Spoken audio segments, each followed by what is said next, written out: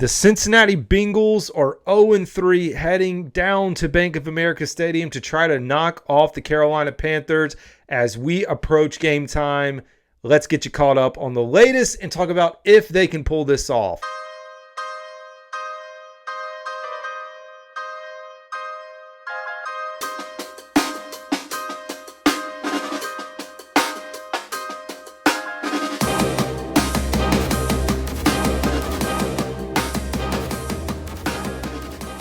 What is going on, folks? This is Carolina Dad, your host of the Growls One Roar podcast, a podcast all about the Carolina Panthers, and we are here today to discuss the Carolina Panthers and the Cincinnati Bengals. Number one, I will plug my episode from earlier this week, an interview I did with my man Randy Slack from ESPN Wilmington, Modern Rock, Slack Stand-Up, the Modern Rock group chat podcast. He does it all, folks. He's around in tons of events in the Wilmington area. Really cool to talk to him. We got to chop it up around music because I am a big music guy and I love alternative rock. So we chopped it up on music.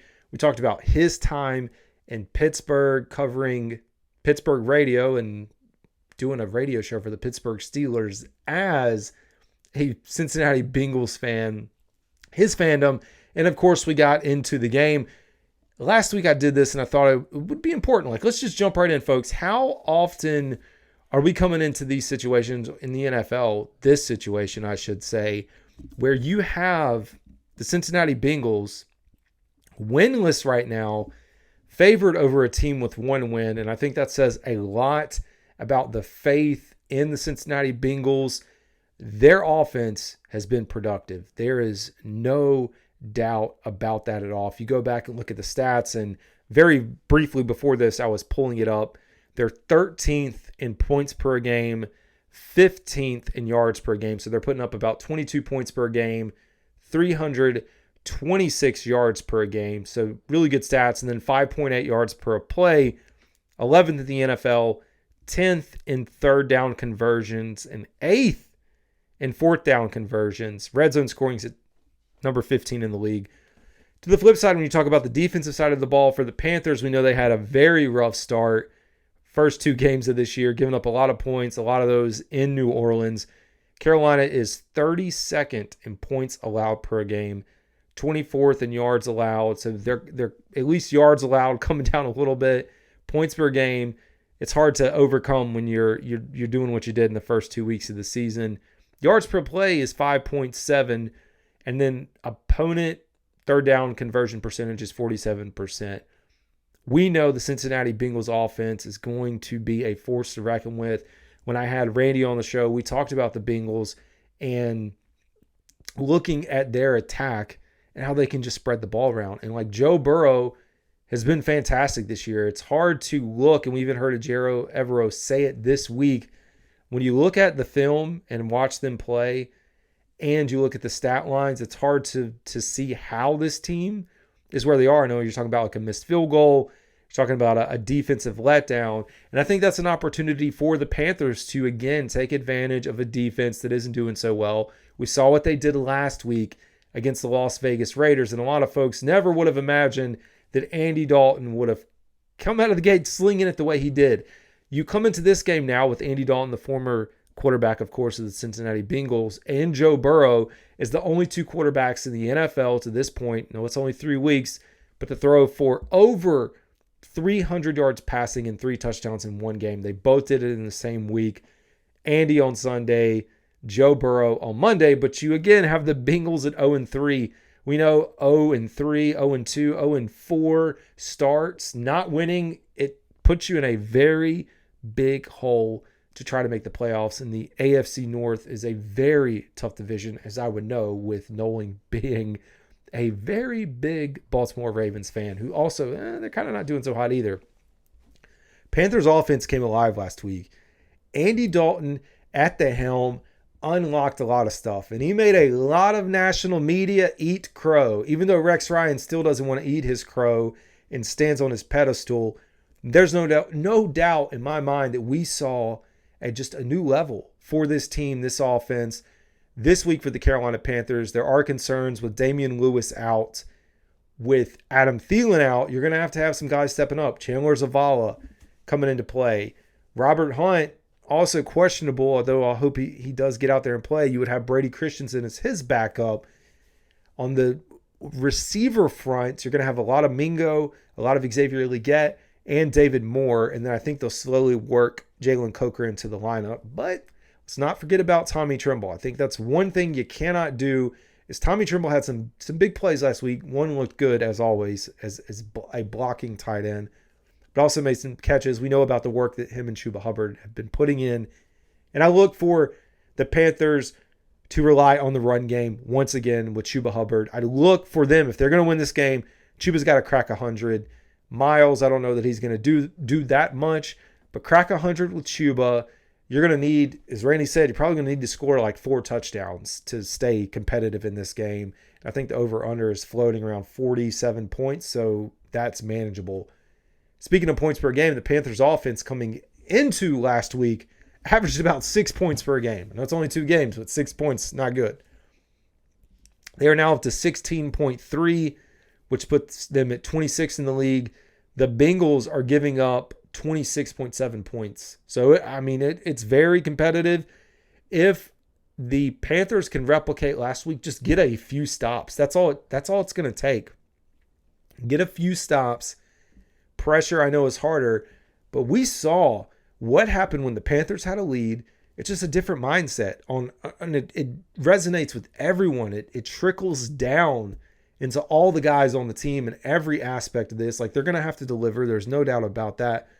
But it's like positive energy and playing with the lead, not having to be on the field at all times as a defense, puts you in a favorable position, especially when the other team has to turn to passing the ball if you get up on a big lead. So I look for that. I still am worried, though, without having Adam Thielen in the lineup. Yards per game, the Panthers are 28th in the league, creeping up, put up 263 yards per game on average now. The Bengals are giving up 310, which actually ranks 13th.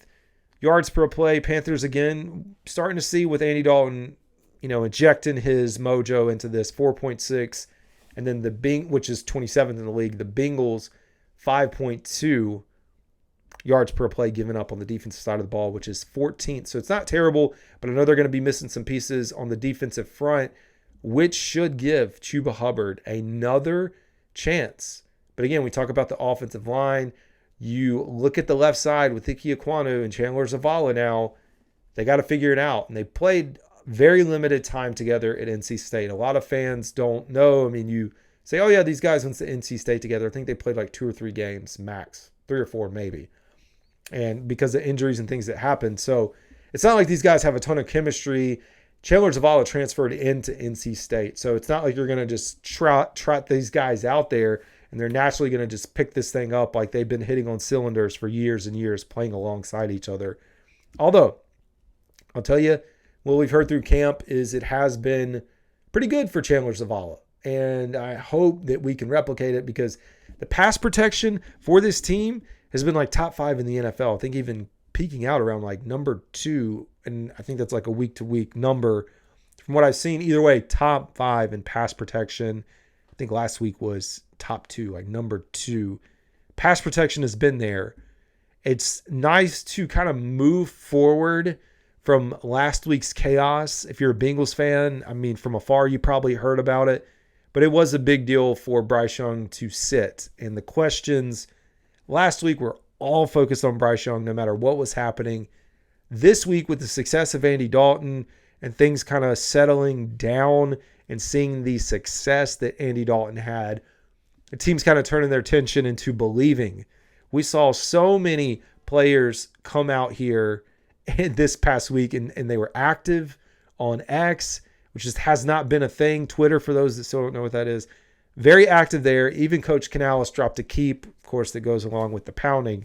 And speaking of keep pounding, the Panthers have a keep pounding drum. I have a mini drum that is nowhere near a replica of a keep pounding drum that we got on our honeymoon in the Dominican Republic.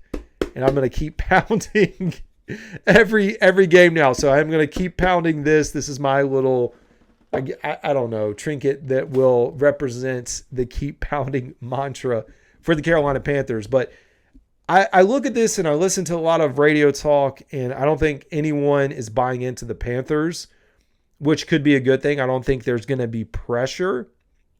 I also think having the success that they did last week, it's going to help some of the numbers. It absolutely will help fans. And I should take a second as I talk about fans to just say, hey, we are seriously thinking about and praying for everyone that has been impacted by the hurricanes that have hit Western North Carolina, South Carolina, Florida.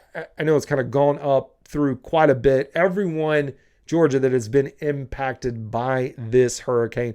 Folks, we live at the beach, so we're very used to this happening. We're a little more prepared in our area for these things to come up, even though about a week and a half ago, we just had our roads completely knocked out by a tropical depression that sat over us, dumped a bunch of rain. I can't imagine what the folks there are going through, but in all seriousness, I'm always thinking about you. So I don't know turnout-wise how this whole event, hurricane, is going to impact. I know the game's going to go on, but impact some of the fan travel and things that happen around it. I have no idea what the infrastructure looks like. Like, I know Charlotte itself is likely fine, but thinking about people coming in, traveling across from South Carolina. I know a lot of folks that I follow on X trying to get their power restored. I appreciate everyone that is putting in time, all the service workers, everyone responding, that's staying open to keep people informed on what's happening and getting them the resources. So I just got to say that. But looking at this game, I do think for those that do attend and are able to attend and get there safely, that we should see a rejuvenated team as far as like the fan base that's behind them. Because winning helps, man. I mean, you would think that this team right now and this fan base and city that we have won like 3 games in a row or 4 in a row or playing for the playoffs. It's a big game. The Carolina Panthers have not had a record of 500 or better after week 1 and since 2021. I think it's week 10. I pulled it earlier this week. Week 10, it was the Cam Newton I'm back game against the Arizona Cardinals. That's the last time, folks. So we're talking the 22 season, well, really the end of the 21 season, the 22 season, 23 season, and now into 24, just getting to 500. And when we look at getting to 500, and I know as I went through and made like predictions for this team, and no, I never predicted playoffs, but I said a path to the playoffs for this team is getting to or maintaining or being above 500 heading into the bye. So if you can sit around 4, I mean, I hate 4 and 6, but if you can get to 5 and 5 or 6 and 4, that's a really good record to carry over. The back half of the schedule is going to be difficult. I know you got some tough games on there with Kansas City, Dallas, who's looked like they've looked, the Eagles, a lot of big games, but there's an opportunity, I think, for the team if they can kind of stay there and remain competitive. Now, the question that we're going to have is, can Andy Dalton replicate this? Is he a top 20 quarterback in the NFL right now? And I can't tell you. I mean, based off of what we saw Sunday, I would say yes. And then I'm always reminded that, you know, when you think about him as the journeyman, Chicago, Dallas, New Orleans, it feels like if he truly was a starting caliber quarterback, and I'm not saying he's not, this is not a knock, that he would have picked up somewhere and been a starter. But then I also think about him and his journey in the NFL, and he got a 2-year contract and a really nice one here for his future. And so maybe he just felt like that job security is what he needed. He could mentor the young quarterback, whoever was coming in. And now he's got this new life, this new opportunity. Folks, we have seen it in the NFL with Joe Flacco coming off the couch last year, helping the Browns make a run there. God, things blurred together. The Browns being, good gosh, helping the Browns. And so you look at it this year and you're like, can Andy Dalton do this? Now, the health of Andy Dalton is always going to be important. I know he's popped on the injury report. I know he took a hit last game. So as much as we want to put Bryce Young on the burner, I would not say that he is done. And I like that the Carolina Panthers are hanging on to him because it's important. every quarterback in this NFL, I feel like at some point is, and I know there's kind of the Iron Men that get to play every game, but it does feel like in today's NFL, people are missing time. I mean, the injuries across the board, it's ridiculous, but it's nice to have Bryce Young tucked away on the shelf. Now, looking at this game, we've talked about it at length in the other episode. I talked about it here. Looking at Sunday, I think competitive football, if the Panthers do get to 2-2 and pull off this upset, man, it's going to start to feel a little bit different here in Carolina.